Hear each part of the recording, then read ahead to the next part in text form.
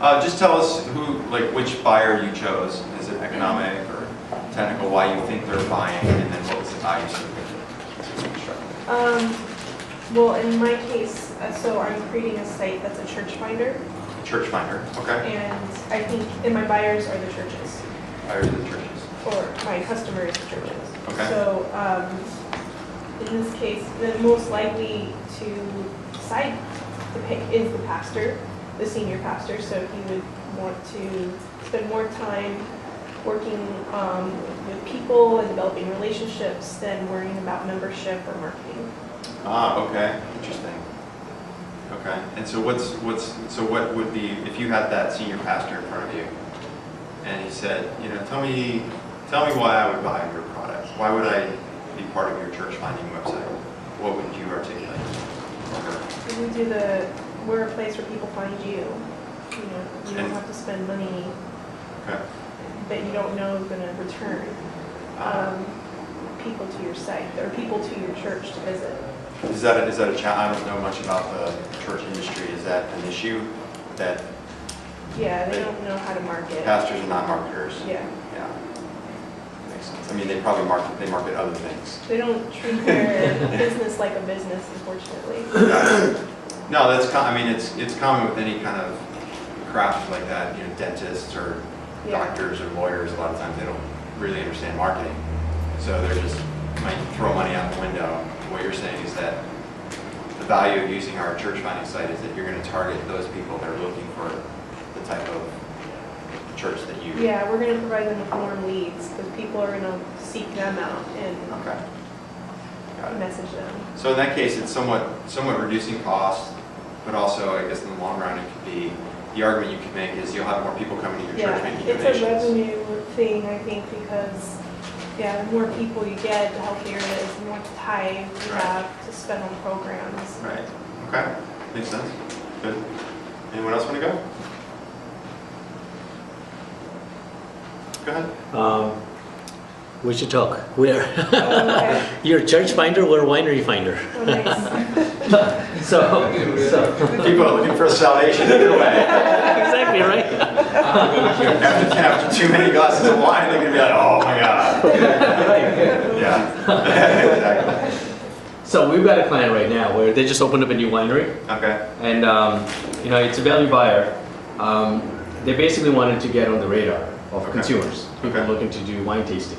Okay. So we met with them, and our value proposition to them value statement was, we've got the #1 downloaded app, so we can definitely help you get on the radar. Okay. And as far as illustrating with numbers, we were able to say that we drove 1,000 visitors to XYZ winery last month alone.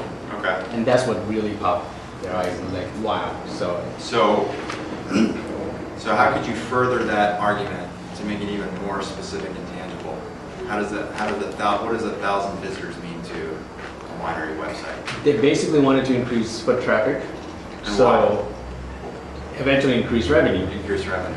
But we asked them those questions in the spin cycle. Yeah. And currently their objective is not to increase revenue. They just want to have a brand awareness that there's a winery you can come in. That's what they're telling you. Exactly. The actual need is we want to drive revenue because all those people that come.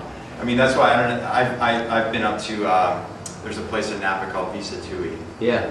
Everybody's been there. It's like a huge area with lots of big green open space, and it's $5 for a tasting. It's super cheap. But the place is jammed all the time because they have food there, and they're really good gourmet, like good cheeses and breads and olive oil and all this stuff. The place is it's like a cake party up there. It's so cool. But they say oh, just come on, but it's only $5 tasting. We don't care if you buy our wine. But they know the traffic that they generate. Just the people that show up to buy 2 bottles of wine and drink it on the lawn with their friends. I mean, that's $50 in revenue right there. And then you're like, oh wow, this wine's pretty good. We should get a case. Yeah, they're clients of ours, and they used to do free tasting until recently. recently. They used to do free tasting until that's right. And they generated $1 million in revenue just by charging $5 last year alone. Wow. It's all about the money. Yeah, of course. So if you think about that value statement, I would think about extending it from, I think the 1,000 visitors is a really good place to go. But what's really happening to the economic buyer, they're starting to do some calculations thinking like, okay, if I typically convert 7% of my visitors to buy at least 2 bottles of wine, what does that mean for me in revenue? And even if you don't know, I would be ready with an example. Say, for example, I don't know what your conversion rate is, but let's just say that 7% of your 1,000 buy at least $50 of wine. Let's do some back of the envelope calculations. What does that mean for you? You're like, wow, that's a $20,000 argument or whatever it comes to. Then it makes it really easy for them to make that decision. Good, okay. Is that clear? Good. Okay, so the next place we want to go is thinking about competition and objections. So these are all the reasons that people don't buy the product. This is a lazy cat, as you can see. So why would I choose a lazy cat as an idea for competition and objections? What's your single biggest competitor? Change. Doing nothing. Doing nothing. Nothing is the reason people don't buy your product more frequently than not. Right? It's easier to do nothing. Change is hard. Even if you've got the greatest customer service, the easiest platform, the great UX, all that other stuff. And so when you're thinking about, we've been thinking about this in a very positive way. What are the needs? Who are the buyers? How do I communicate with them? You also need to then be paranoid. So this is a paraphrase from Joseph Heller, who wrote Catch-22 and a few other books. So this idea that just because you think everyone's out to get you doesn't mean they aren't. Right? So in thinking about these, now you've got a frame of mind of, okay, these are my buyers, this is why they're buying, these are all the reasons they should buy, and I think they would buy. Take the opposite approach. So take the approach of why would the customer decide not to buy? Why would they do nothing? Because a lot of times as a startup, you're introducing a new product into a market that didn't exist. It's not, you may not always have a head-to-head competitor. You may be filling a need that right now people are doing their project management with scratch pads and Excel. Right. Like there's nobody else that has this product. So you're not walking into a situation where you're presenting yours and then you leave the room and then 3 other competitors are lined up to also present. So it's really easy for those builders to like do nothing because like, oh, we've always done it this way. It seems to be working out. So you think about it from, and attorneys do this actually, is for cases, they'll have a separate team of people and researchers that will go and find and create the counter argument for their case. So if they're the defendant, they'll go have somebody create the case for the plaintiff so that they can think about all the different angles that may happen in that courtroom. So They're having a big party here on Friday night to launch their brand. we're having a big party in here. How about that? We're doing the sales opportunity canvas. That's right. That's right. We have cats on our screen. We don't need motion pictures. Lazy cats. So take the opposite case. So on that fourth panel here, so you can see we're kind of starting in the middle and taking this little concentric approach this way. And you're just looping around from customer needs to buyer types, value statements. Now you're thinking about the counter argument. What are all the reasons people would do nothing? What is the biggest objection that you might face? And it's not always what you may be getting the same objection all the time. People say, well, we're not interested right now, or timing's not right, or we don't have the budget. That's what they're telling you is the objection. Think hard about what you think the real reason is. One of the things people always assume is, well, they didn't buy our product because it's too expensive, so we should reduce the price. Well, price is never the reason people buy or don't buy. If the need is big enough, they will spend the money to solve that need. So if people keep telling you price, price, price, that means either you're not addressing a big enough need, or you're not getting the client to articulate that this is a very clear, explicit need that they have to fill. So go through and take about 4 or 5, 6 minutes, see how it goes. Maybe 4. And think about some of the biggest objections. Who are the competitors you're facing? And the competitors might be current systems in place. They might be detractors in the sales process. Like who is the person, your user buyer's on board, your economic buyer's on board, but the technical buyer, for some reason, every time that they look under the hood, they don't want your software to get implemented. And think about how you can overcome that objection.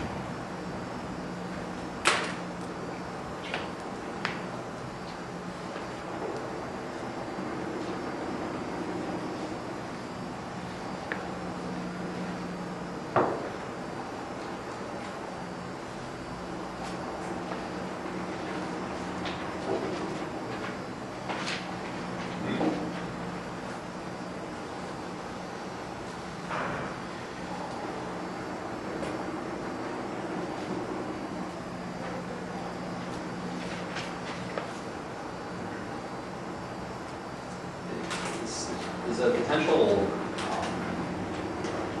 like objection?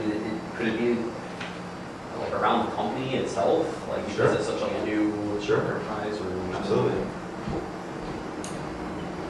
Once you guys get settled and have a few more customers come back, we'll talk to you. Is the only way to get around that really to like find other customers then? You need back to them? No, I mean, that's not the real reason. The real reason is that they're not confident enough in what your offering is. So whether it's a technical reason or they need some other motivation. So you're not addressing their true motivation. So then the solution to that is like find whatever they need basically and like have that. Say, look, I'm standing here in front of you right now, Yeah. and I've had 5 other people tell me that. How can we work together Yeah. so that you help us be successful?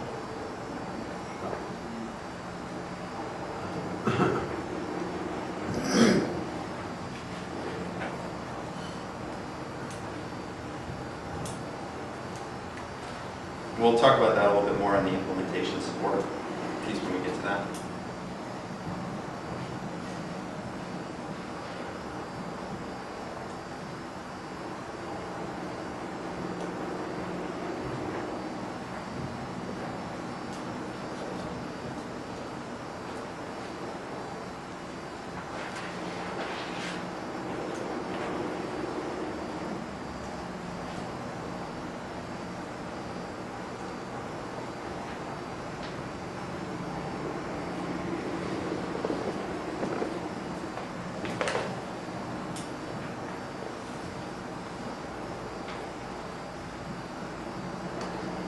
About another minute or so.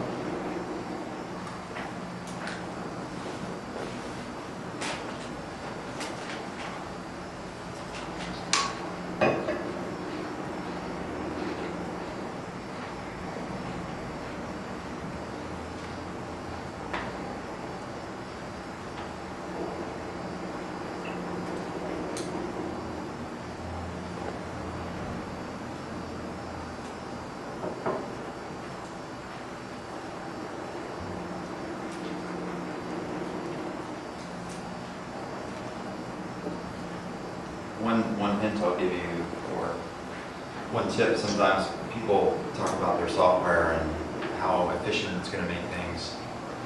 And geez, if you use our software, you can actually get rid of that whole department. Right? You're talking to the you can just get rid of that whole department. You know, it's going to save you 3 people. You don't need the tech support people anymore. It's actually can be a negative to the technical buyer, right? It's like, wait a minute here, I've got this staff of people you're going to replace. I like having my real domain. I like having my people here. So why would I want you to replace me? Banks face this a lot right now with mortgage. Anybody applied for a mortgage or had a mortgage recently? It's like a very, very onerous process. It's a very people-driven process inside the banks. And there's a lot of great technology that the banks could replace, but they've got like literally hundreds of people that would be really painful for them to just lay all of those people off and just replace with an automated system. So it's one of the primary reasons they don't. I'll stop there. Anybody want to share a specific objection and how they think they can overcome that?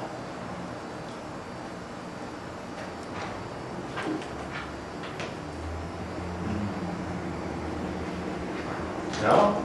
Go ahead. So, actually I don't have the last piece in there, but we are helping parks and open space districts provide engaging experiences for their visitors instead of using, with the mobile phones and GPS, instead of using signage and docents. And one of the objections is that they have to typically use technology and they're reluctant to pick the wrong thing. Things move so quickly that they're going to move. Something else is going to come around, and if they commit to this. So the only way that we try to address that is just like, show them. I mean, demo that like it's working now, and got some significant organizations or customers that are using it to make them feel like they're not guinea pigs. Got it. So in Arthur's case, he's selling to folks like if anybody goes hiking in the Presidio or goes across Golden Gate Bridge, there's like national parks and state parks and all that stuff. So you show up at certain landmarks and you pull up your mobile phone and there's like, oh, this is the spot where such and such happened. Or if you look off to the left, you'll see a great view of the Golden Gate Bridge, whatever, right? So the idea is that it used to be a sign. A lot of times you see a sign up there and it's the way things done, like a big wooden sign that's been there for 20 years. But it's also dilapidated, right? Could be graffiti on it, all that stuff. So it's a very conservative, risk-averse community if you're dealing with like park rangers and stuff.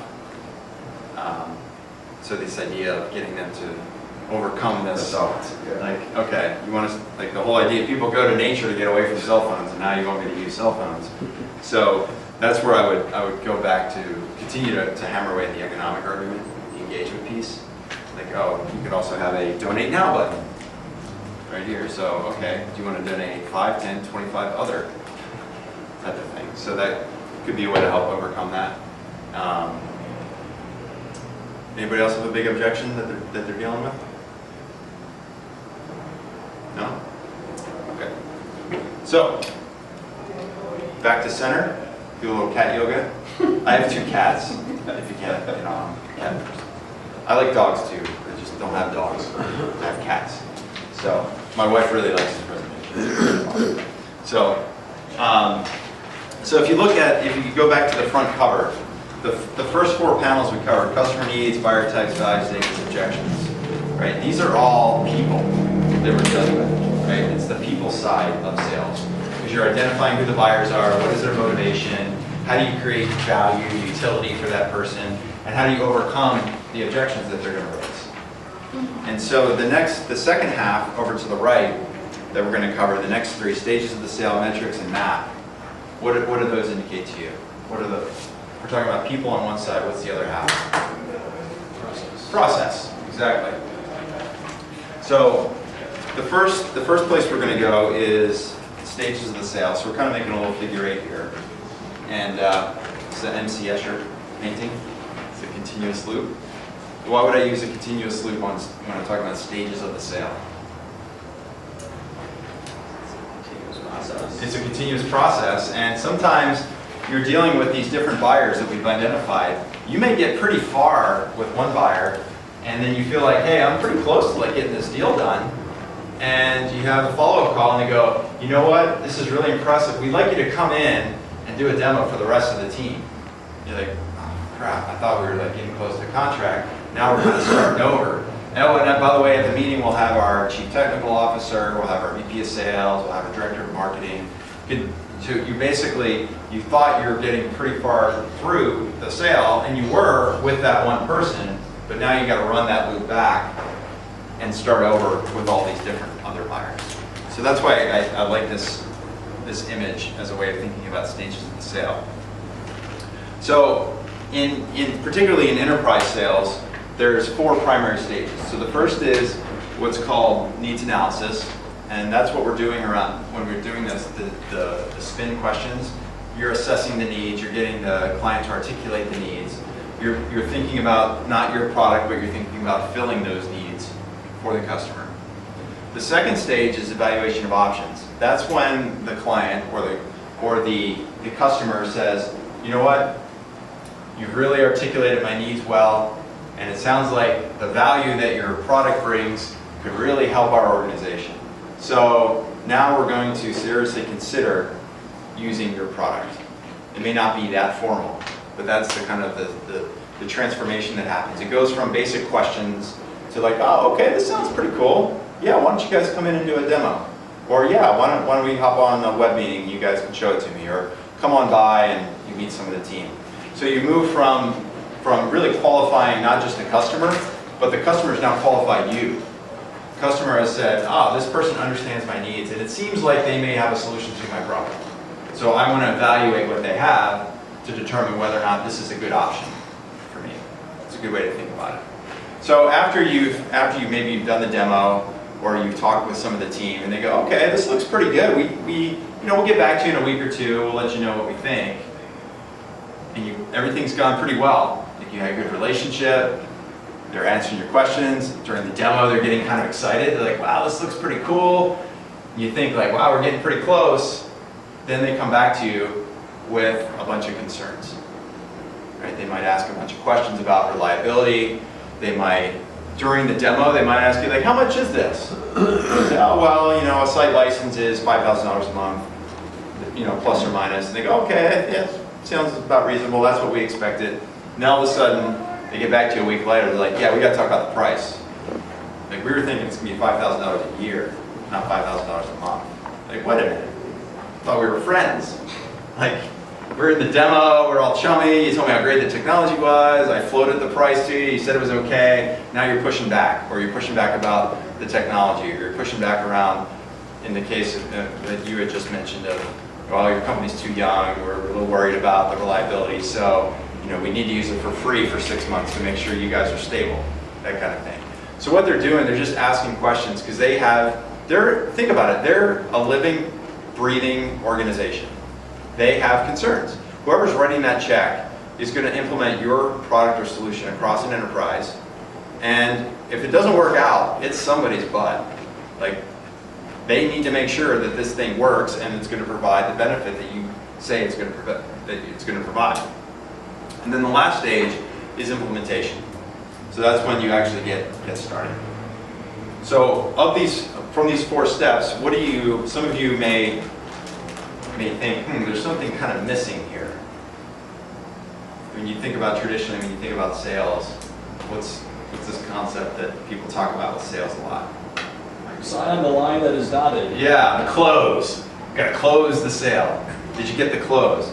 And the idea is that in an enterprise environment, in an enterprise sale, there is no fast talk, did a great presentation, and I walked out of there with a contract. It doesn't work that way. These are complex decisions. These are complex organizations. And so really, this process is happening in a way that you should have a pretty clear path of whether or not you're going to get that sale. So when somebody is getting and asking you a bunch of questions about your reliability, the price, how many seats can we get for such and such price, or how are you going to train us? How do we know it's going to work? How do we know you're going to be around forever? Once you resolve those concerns, you should have a pretty good feel that, okay, I've overcome all these questions, and now it's time to get started. A lot of times in an enterprise sale, you're dealing with people for 4 months, 6 months, 12 months. I've dealt with contracts that I've been dealing with a contract right now with the US Census. I do real estate data. I sell real estate data. US Census right now is already thinking about data they're going to buy for the 2020 census. It's like 2013. It's like 4 years before they're actually going to make a purchase. But that's how long the sales cycle is. But we already have a pretty good, clear indication as to whether or not we're going to get some of that business, because we're partnering with them, we're collaborating with them, we're answering all of their questions. And so that's the idea behind implementation. It's a very smooth transition. It's almost predictable. Yeah, you're going to get the phone call where somebody's like, yeah, we're faxing over the contract, and you do a little fist pump. But then immediately, you need to start thinking about how you're going to implement that. And we'll talk about that in a little bit. So those are the 4 primary stages of the sale. Now the challenge is, a lot of times deals stall. What do we mean by a stall? What is a stall? Things change. Yeah. People, a new opportunity will arise, and all of a sudden that's not interesting anymore. Somebody changes, like the person you're dealing Or with your decides to take products another are- job. Oh yeah, I'm sorry. They bring in a new CEO or a new CTO. Lose momentum. You lose momentum in the deal. So, this is an airplane. So an airplane, when it takes off, Bernoulli principle is one that you have lift. And at a certain point, what causes the stall is not engine failure. What causes a stall is that you've reached a point, an angle that's too great. You're actually going too high, too fast, and the air can't fly over the wing to actually lift the plane.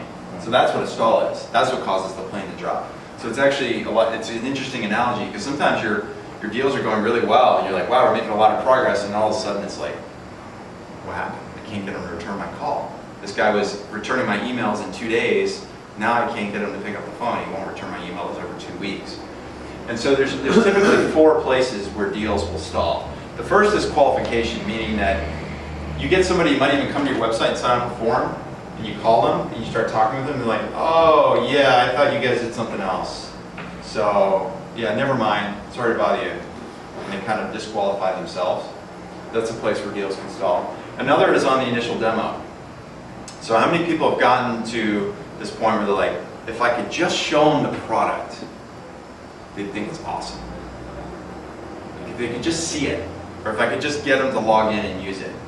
So a lot of times it's the initial demo, people get that sample login, or you show them, you do a walkthrough of your product, and then after the walkthrough, like, yeah, that looks pretty cool, I think we'd be interested, we'll let you know, and then you can't get it back on the phone. So that happens a lot of times as well. That's where a deal stalls. Another place where deals stall is proposals. So anybody ever say, hey, send me a proposal? Anybody sent a proposal in the last couple of weeks? No? You look like you wanted to. Yeah, I sent a proposal more than a couple of weeks ago, but yeah. And did you hear back? No. Yeah.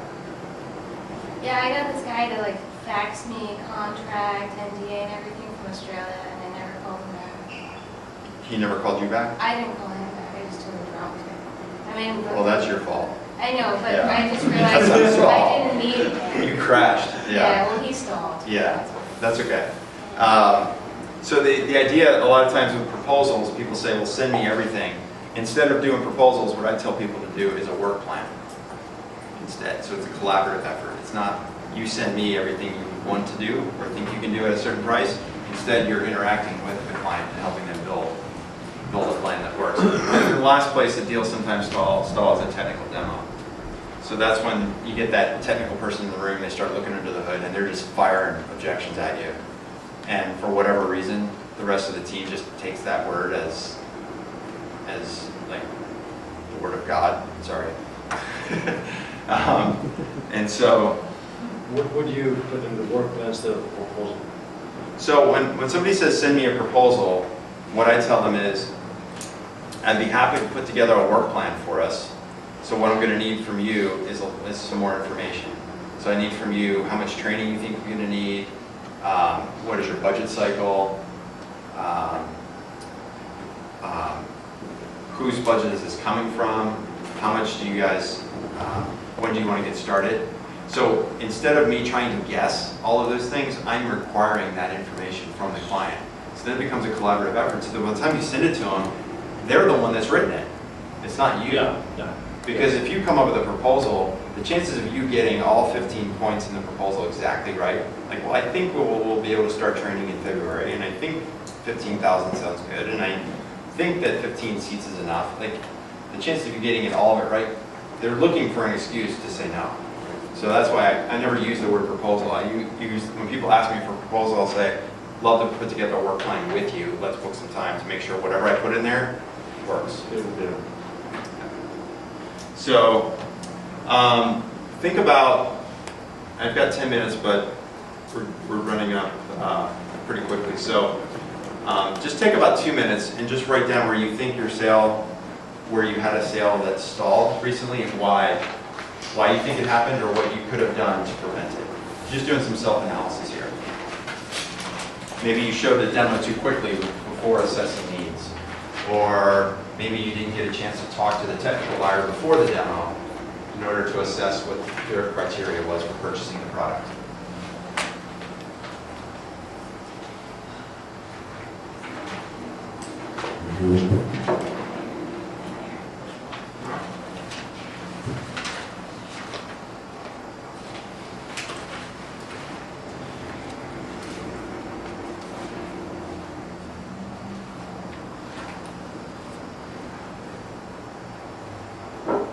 And if you haven't not gotten to the point where you're actively selling your product or service, think about places where the sale may stall based on what we just talked about.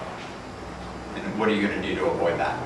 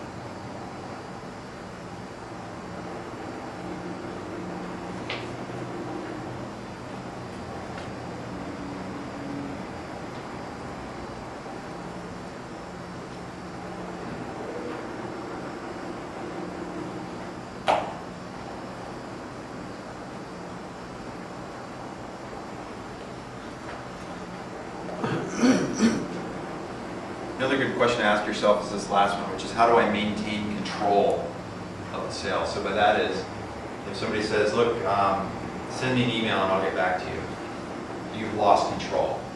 So what can you do to maintain control if they say, send me an email? How can you position the communication in a way that you have the ability to follow up, or that person agrees to take a call with you next week or in 2 weeks or the next time you're in the neighborhood?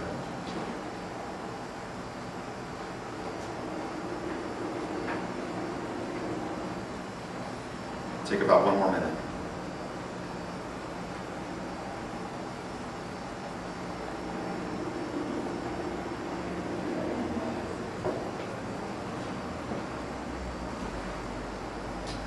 So I've got a question for you.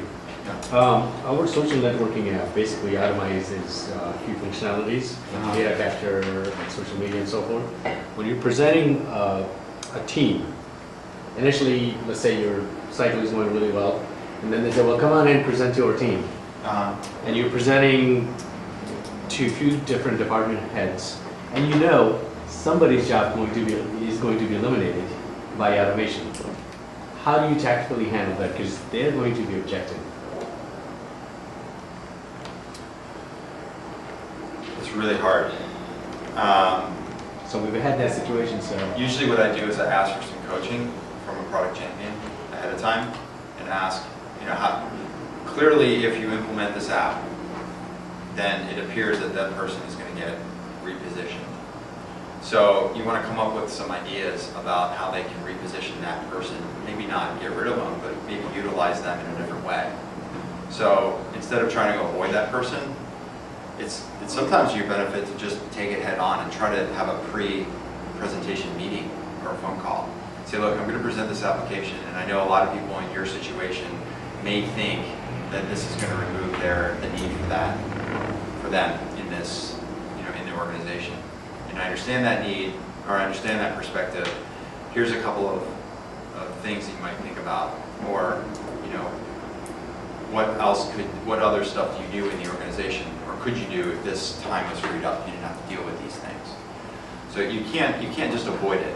You're going to have to address it somehow, either indirectly with a product champion and understand how you're going to position that in the demo, or talk with that person directly and just have that conversation with them and see what they say. That would be my advice. Okay, thank you.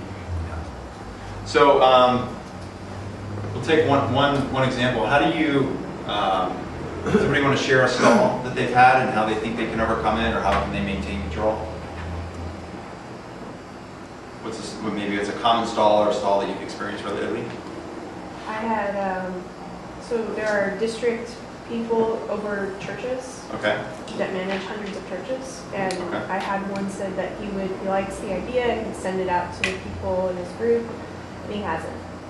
And he said when he would do it, he didn't do it. Right. And then he's like, oh, I've just been busy. Right. And this has happened before with another influencer, and I think it's because these are relational people, and anytime you ask them to do an admin task, it stalls. Okay. So it just occurred to me, maybe I need to have market a phone number to these pastors and say, hey, call this number and we'll set up your profile, and they can talk to a live person. They might be willing to spend 15 minutes doing that than filling out their profile. Yeah, or you might even take another step and fill out the profile for the pastor with as much information as you might know, and then send them the link and say, hey, we started filling this profile out for you. We thought you'd like to take a look at it. Yeah. Maybe you can fill in a few other gaps. So it's the idea of just showing that it's already on the way. Yeah. That's one way. Another way, if you're dealing with that, it's almost like a gatekeeper or somebody who wants to be the hero or not be the hero. Then a lot of times when somebody says, you send me the email, I'll send it out to everyone. Then what I'll do is say, look, before we get that far, before you send it out to 10 or 12 district people, Yeah. why don't we have a conversation with maybe 2 or 3 of the people that you work most closely with, just to get their perspective on what I should put in that email, so that when you do send it, it's got the right message in it. So what you're doing is you're introducing other people in the organization to yourself and to the sale, so that one person doesn't do it, what they say they're going to do, then you've got 2 or 3 other people that you can go talk to. Okay. So you're not relying on that one. Like his coworkers, you know? like- Yeah, whether it's a coworker or maybe it's a couple of senior district people, or try to find out who those people are, and ask the person. Say, look, I don't want to just fire off an email that you're going to forward on. I'd like to get some feedback from a few of the people, just so I can have all the right information in there. So you're just trying to create a portfolio of contacts, so that you're not stuck with this one person who can ignore you. Okay. Make sense? Yeah. So if you think, as you consider to think about the stages of the sale, and particularly around stalls, one of the ways that you can avoid the stall is agreeing with the client ahead of time. Maybe it's the product champion or it's the single person that you're starting to deal with, and understand what are some key milestones or metrics that we can both agree on that indicate to both of us that we're progressing the conversation. So we had, I did a meetup here about a month and a half ago. Sofian mentioned this, right? We had this guy from Google. He's an enterprise sales manager for Google. He sells like Gmail and Google Apps and Google Docs to Fortune like 500 companies. They're buying like huge site licenses, seat licenses for this. And he said one of the key things that he does at the onset, once he has a qualified prospect, somebody he knows is the right buyer and can help him manage the relationships through these big companies like Chase Bank and Walmart, he literally sits down with them and says, look, before we get too far in the sales process, I know you're going to be taking time, you're going to be pulling people's resources, you're going to be asking people to sit in meetings.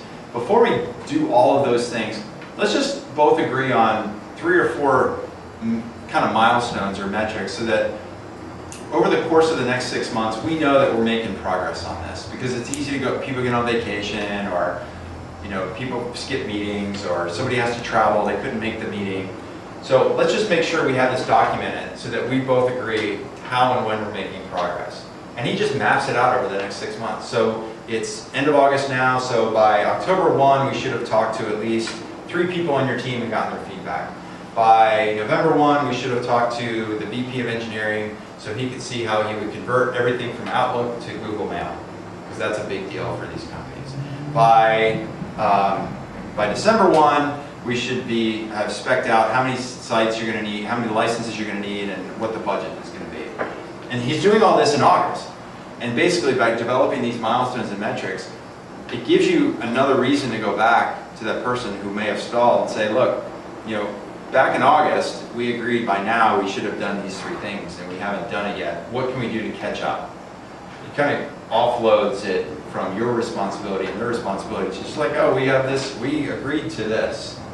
And the biggest thing he said is that it's not even just being able to have that person agree to the milestones and stick to it. It's that in the beginning of the sale, if he's sitting there with them in August and they're like, well, we really can't commit to any of these milestones right now, he knows he probably doesn't have a qualified lead, or he's talking to the wrong person. So it's a way for him to vet out. Only the people that are real decision makers who understand the buying process are going to sit down and agree to this. If they're not willing to commit to those things, why is he going to spend his time on it? Can you give more examples of milestones? Yeah, so let me use, so let's use the Salesforce CRM example. Right, if I'm selling a CRM and I'm talking to the VP of sales, I might say, look, it's August now. By mid-September, I'd like to have an understanding of the history of the CRMs in the company. Because I'd like to understand, have you guys used a CRM before? Which ones have you used? And like, how did you arrive at those decisions? Like, who was responsible for that? By October 1, I'd like to have sat down with 3 of your salespeople and just watch how they track opportunities and just have a quick, hour conversation with them, just to understand their day. And by, October 15th, I'd like to come back to you with my findings and talking with the salespeople and identify where I think our CRM would fit into their daily plan. Does that help? Okay, yeah. So you're coming up, and it's different for every customer, it's different for every product. The idea is that you're giving yourself these benchmarks that are important to you. You're going to need to do those things anyway. All you're doing is getting agreement from that initial contact that yes, I'll help you meet these criteria. You sure that helps? Yeah. Okay, just want to make sure.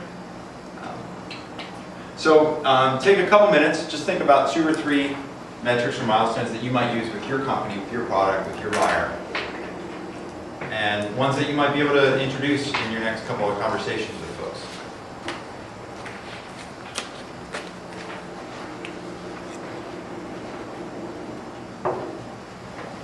This is mostly in a like B2B kind Yes. of context. Now in a B2C, it could be, Well, I want to also Yeah. target businesses. Okay. yeah. But that'll be with the physical. Like right now, I just have an app. So like in your case, maybe a metric would be asking your buyer to identify how many people in the organization typically have to communicate in more than one language. Maybe it's, or find out which departments end up communicating in more than one language. Maybe it's customer service is a big area, or maybe it's the sales team. What if it's licensed to somebody and you're trying to tell them, you can target a single keyboard to a larger market, you're going to save up storage and be able to have more economies of scale. And you might ask them, look, by a month from now, I'd like to talk to your IT manager about your storage costs, something like that. Because that could be a key driver for you in terms of a value statement and how you're going to push that sale through.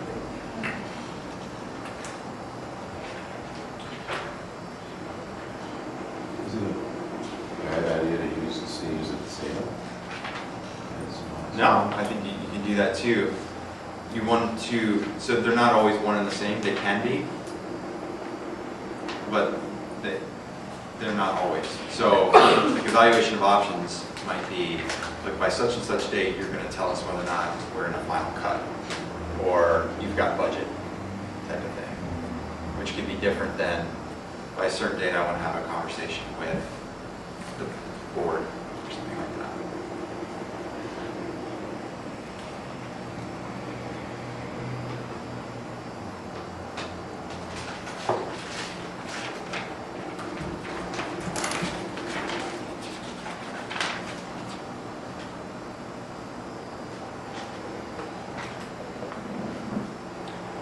We're scheduled to go until 8:30. It's coming up at 8:30. How do y'all feel about going 15 more minutes? If you need to go, you won't hurt my feelings.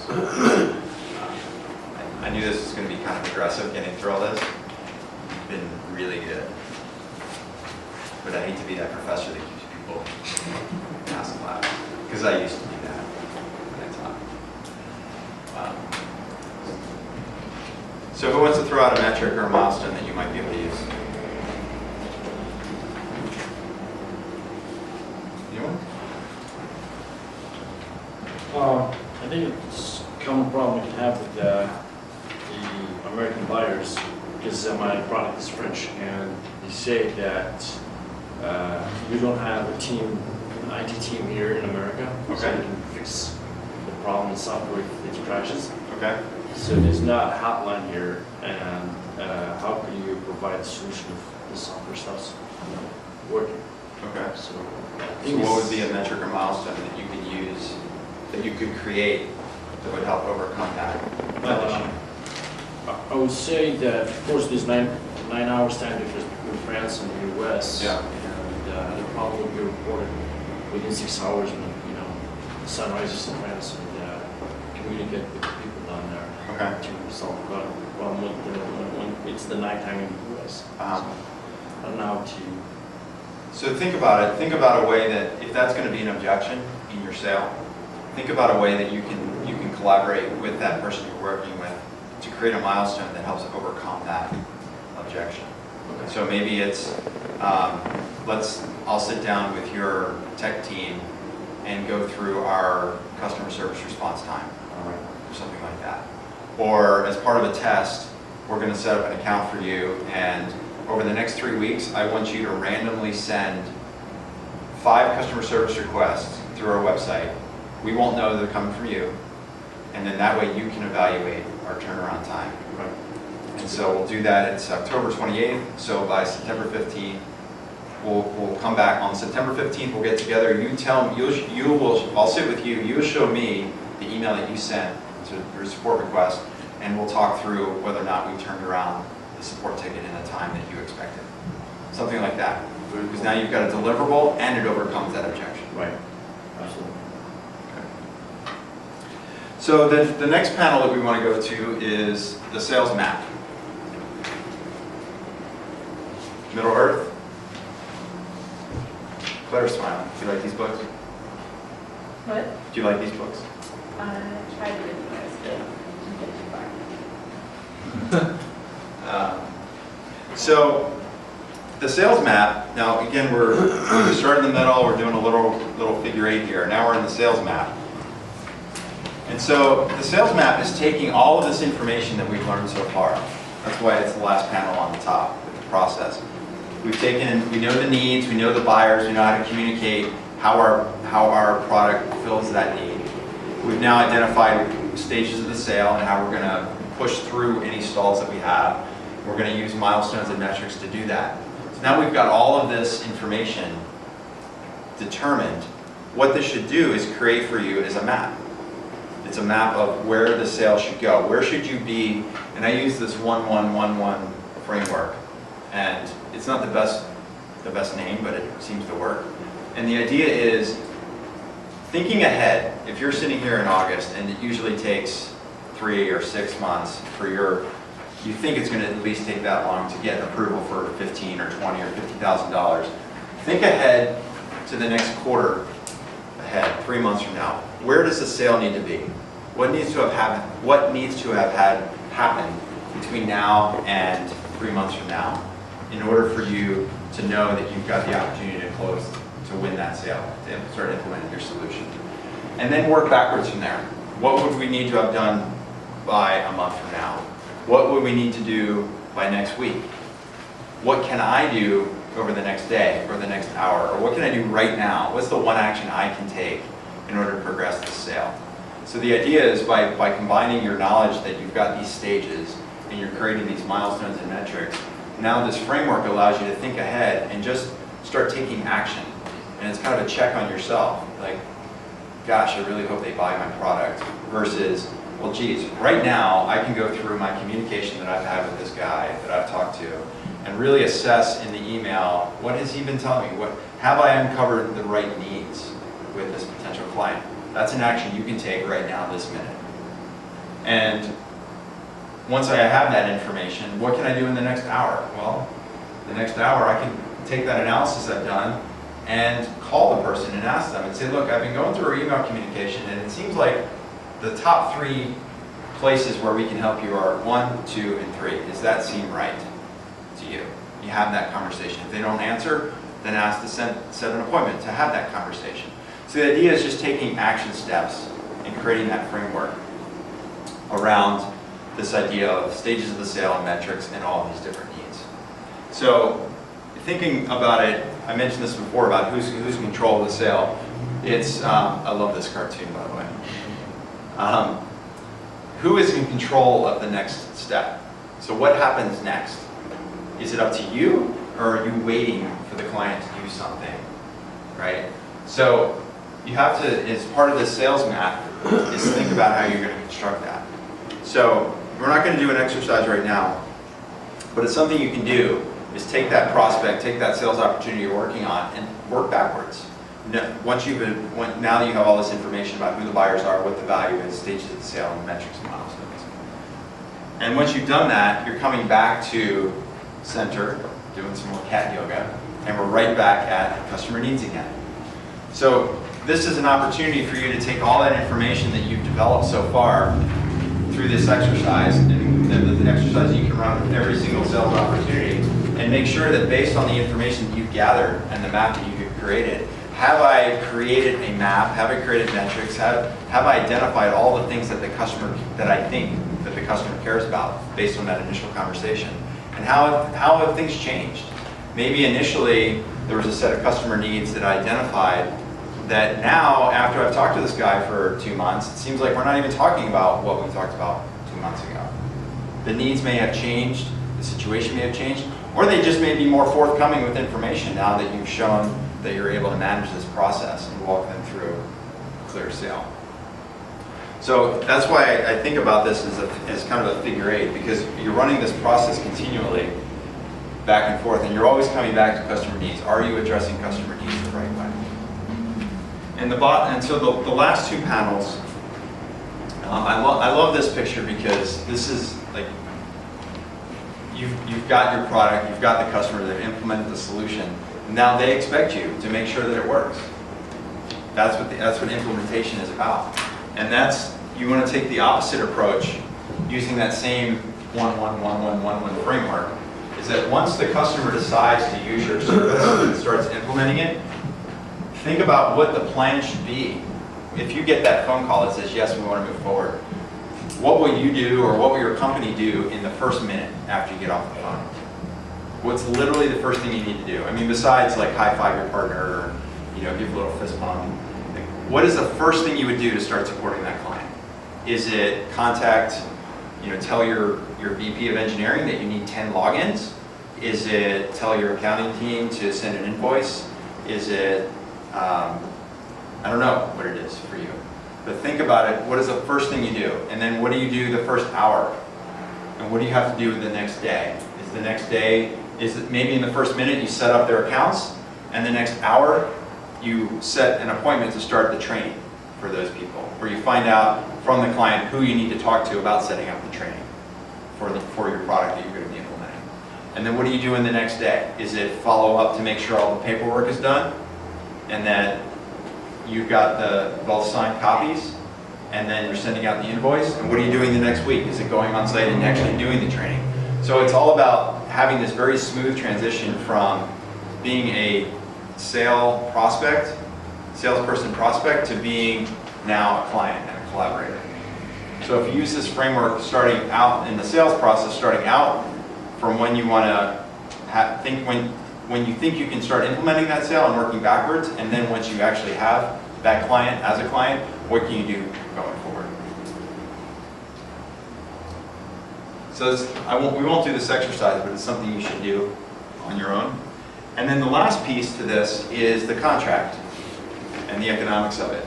So once you've run through this entire canvas and you've landed back after implementation and support, once you know all of the buyers involved, what the stakes are, how you're going to implement, how are you going to train, then it's easy to write out the work agreement. What are the economics? What needs to be in that work agreement for the client to actually agree to move forward? So in some cases, that implementation and support that we talked about a moment ago, this might be the way you overcome a lot of the concerns that you might hear. So, okay, you're a small company, come back to us in 6 months when you have more clients. Say, we'd love to do that, but let me try to allay some of your fears about how we're going to move forward. So it's not about us selling our product to you.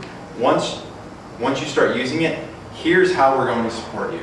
So the moment that you tell us you're going to adopt our product and start using it, here's the first thing our team's going to do. We're going to set up 10 logins. You're going to get an email from us within the first hour. And then by the second day that you agree, you're going to get every user of our product at your company is going to get a personal phone call from our customer service success coach to set a one-on-one appointment. And by the end of the first week, we're going to give you a report that tells you who attended the training, who didn't attend the training, and we're going to tell you who's logged in to actually use the software within the first week, because they will have had it now for a week, and they should have at least logged in once. And after the first month, we're going to give you another user report, and we're going to come back on site and review the usage so far and find out any places where your team feels like we might improve the software.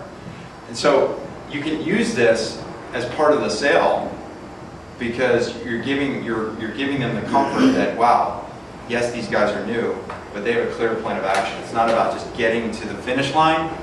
The sale is not the finish line, that's the starting line. And that's the way you want to think about it, get your customers to think about it. So if you do that, I think that might help in terms of overcoming that that burden. And so, and if you do these things, then the other piece, that's why the work agreement and the economics kind of fill out them for themselves, because you put all of this information that you talked about into the work agreement, into the economics. And that includes thinking about, okay, we've talked about how many seat licenses you need. We've talked about when we're going to bill you. We've talked about your budget cycles. We've talked about who's going to sign this. We've talked about what happens when it's time to renew. We've talked about right to cure means if there's any issues with the software, you have a certain period of time that you should be able to resolve that. They can't just call you up and go, oh, you had one bug, we're going to cancel. So this is another exercise you want to think about as well. So when I email you the slides, you'll be able to work off of this. And then afterwards, after you've done all this, you're coming back to customer needs to make sure that you've satisfied all that. So we started, started in the middle. So when you're using this canvas, and I'll send you electronic copies as well, so you can use these. Starting in the middle, you're just running this little loop, back and forth, back and forth, back and forth, over and over. And the more times you do this, Did you just once? what's that? Did you do that once? Very slowly? Yeah, so you start customer needs, then once you've done asked the right questions and assessed the customer, and the customer's articulated what their needs are, that's where you start the sales process. Once you start the sales process, you're going to encounter different buyers. You're going to economic buyers, technical buyers, user buyers. And once you've identified who those are and why, what is that individual's purchasing motivation, that's when you're going to create value statements for each of those individuals. Now that you understand why they would buy and what their purchasing motivation is, you need to think about all the reasons they would not buy. Why would they choose to do nothing? Why would they choose to use a competitive product? And once you've done that, you go back to customer needs to make sure, have I, through this cycle, addressed all of the needs that the customers articulated at the onset of the sales conversation. So once you've got the people side done, that's when you move over to the process. So you've got all of the people identified, what the value is, and potential landmines. Then you're thinking about, how am I going to progress these people through the sale, the different stages? How am I going to identify key milestones and metrics that everyone can agree to on both sides? And then how do I ultimately take what I've learned and create a sales map over the next 3 months, over the next 6 months? And then finally, coming back to customer needs after you've done the process to make sure, again, have you assessed all the customer needs? Have you addressed all the customer needs? And then thinking about implementation, what am I going to do the first minute, first hour, first day, first week, first month, first quarter? And how do I build all of that into the work agreement to give the client a lot of comfort that, yes, I'm a startup, my product is awesome, and it solves all of these needs, and here's the proof, it's all in the contract, so let's move forward. Does that help? So, that is the framework for finding your first customer. If you do this, get your first customer, figure out what you've learned, then you'll be able to get 10 more as quickly as you found the first, I think. So, I really appreciate the interaction. I know it's a warm environment in here. You guys did great, especially late in the day. Thanks for hanging in an extra 15